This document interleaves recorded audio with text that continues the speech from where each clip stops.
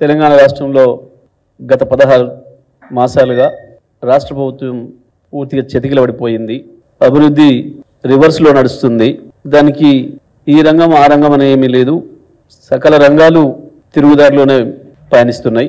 రాష్ట్ర ఆర్థిక పరిస్థితి దిగజారుతుంది రోజు రోజుకు. రాష్ట్ర ప్రభుత్వ ఆర్థిక పరిస్థితి ఎట్లా దిగజారుతుందో రాష్ట్ర ప్రజల ఆర్థిక పరిస్థితి అంతకంటే ఎక్కువ దిగజారుతుంది. అభివృద్ధికి సూచికలు అనుకున్న అనేక రంగాలు అధాపాతాలకు పడిపోతా ఉన్నాయి.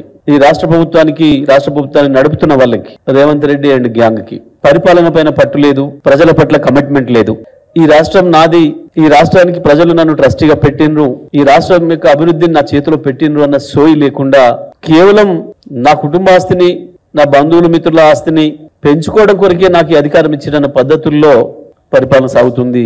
రేవంత్ రెడ్డి ఆయన మంత్రుల పనితీరు చూస్తే ఏ మంత్రికి ఏ శాఖ పట్ల అవగాహన లేదు, కనీసం సమీక్ష చేసిన వాడు కూడా లేడు ఎవరు. ఇప్పటికీ ఆ శాఖల యొక్క ప్రాధాన్యతను బట్టి సమీక్షలు చేయాల్సి ఉంటుంది.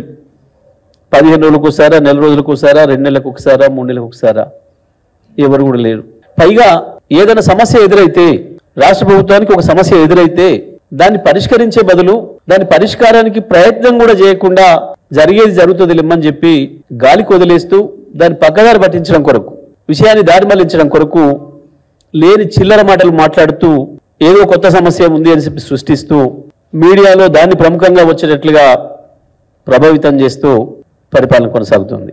వాళ్ళే తీసుకొచ్చి పెట్టిన సమస్యలు కావచ్చు, వాళ్ళ తెలివి తక్కువతనంతోనో అజ్ఞానంతోనో లేదా వాళ్ళ ధనదాహంతోనో తెచ్చిన సమస్యలు కావచ్చు, హైటో లాంటివి, మూసీ లాంటివి, లెక్చర్ల లాంటివి, లేదా అనుకోకుండా వచ్చిన సమస్యలు, లేదా వాళ్ళ నిర్లక్ష్యం వల్ల వచ్చిన ఎస్ఎల్బిసి లాంటి సమస్యలు కావచ్చు.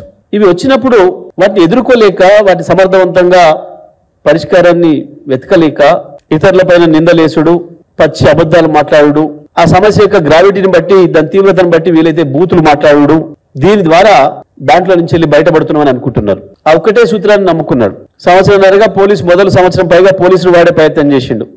పోలీసులు ప్రజలను ఆపలేరని, ప్రజా ఉద్యమాలను ఆపలేరని, ప్రజల గొంతుకల్ని ఆపలేరనేది అర్థమైంది.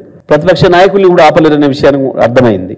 ఇక కేవలం పక్కదారి పట్టించడం, ప్రజల్లో లేని దాన్ని ఏదో కొత్తదాన్ని సృష్టించడం, చిల్లర మాటలు, వెకిలి మాటలు, బూతులు దాంట్లోనే మాట్లాడడం మొదలుపెట్టినాడు.